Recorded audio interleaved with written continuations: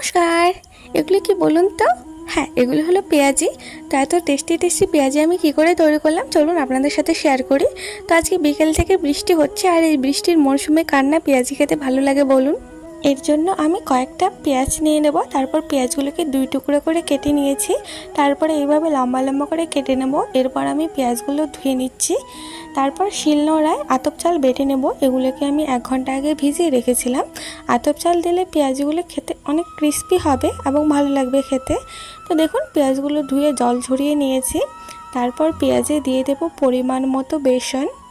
তো এরপর এতে দিয়ে দেবো বেটে রাখা আতপ চাল। তো দেখুন আমি একদম মিহি করে বাটিনি, হালকা দানা দানাই রেখেছি, তাহলে খেতে অনেক ভালো লাগবে। তারপর এখানে দিয়ে দিচ্ছি হলুদ গুঁড়ো, তারপর লবণ, আপনারা আপনাদের স্বাদ অনুযায়ী লবণ দেবেন। তারপর এখানে দিয়ে দিচ্ছি শুকনো লঙ্কার গুঁড়ো, আপনারা চাইলে এখানে কাঁচা লঙ্কাও ইউজ করতে পারেন, লঙ্কাটাও আপনারা আপনাদের স্বাদ অনুযায়ী দিয়ে দেবেন। তারপর দিয়ে দিচ্ছি সামান্য পরিমাণ বেকিং সোডা। এরপর দিচ্ছি বাড়িতে বানানো শুকনো মশলার গুঁড়ো। এরপর সবগুলোকে ভালোভাবে হাত দিয়ে মিক্স করে নেব। তো দেখুন কীরকম ঝরঝরে হয়ে গেছে। তো এখানে হালকা জল অ্যাড করে নেব। তারপরে সবগুলি আবার ভালো করে মিক্স করে নেব। এরপর এগুলোকে কিছুক্ষণের জন্য রেস্টে রেখে দেব। আর এইদিকে ততক্ষণে কড়াই গরম করে নিয়েছি, আর কড়াইয়ে তেল দিয়ে দেব। তো আমি এখানে সাদা তেল ইউজ করছি, সর্ষে তেল ইউজ করছি না। তো যতক্ষণ তেলটা গরম হচ্ছে ততক্ষণ এগুলোকে আবার ভালো করে মিক্স করে নেব। চলুন তেলটা গরম হয়ে গেছে, এখন তেলে পেঁয়াজি দিয়ে দিই। প্রথমে একটাই পেঁয়াজি ভেজে নেব। তো দেখুন পেঁয়াজিটি ভাজা হয়ে গেছে, এটিকে উনুনে দিয়ে দেব, এরপর নিজের জন্য ভাজবো।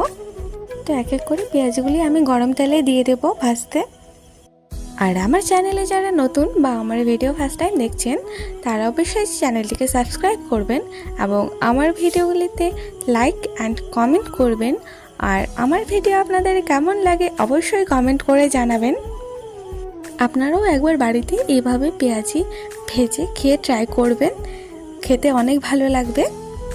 আমার পেঁয়াজগুলো ভাজা হয়ে গেছে, এখন এগুলিকে আমি তুলে নেব। আর একইভাবে আমি সব পেঁয়াজগুলিকে ভেজে নিয়েছি। দেখুন আমার পেঁয়াজি ভাজা কমপ্লিট। আর পেঁয়াজগুলি দেখতেও কতটা সুন্দর আর লোভনীয় হয়েছে। আর আমার পেঁয়াজির রেসিপিটি আপনাদের কেমন লাগলো অবশ্যই কমেন্ট করে জানাবেন।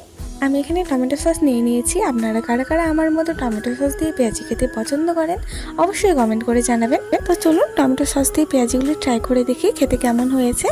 আর হ্যাঁ, খেতে সত্যি অনেকটা টেস্টি আর ক্রিস্পি হয়েছিল। তো আজকে এই পর্যন্তই, টাটা।